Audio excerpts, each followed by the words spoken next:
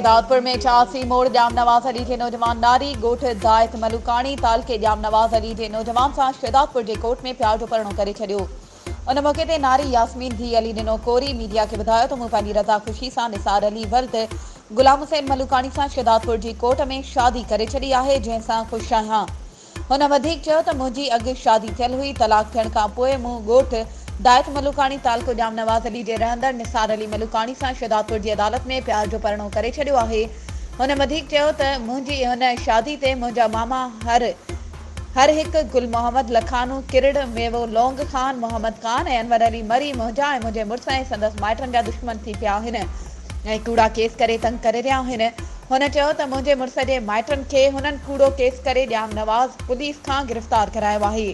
असांखे तहफ़ुज़ ॾिनो वञे, कूड़ा केस ख़ारिज करे असांखे जीअण जो हक़ ॾिनो वञे। वधीक ख़बरुनि ऐं अपडेट्स जे लाइ असांजे चैनल खे सब्सक्राइब कयो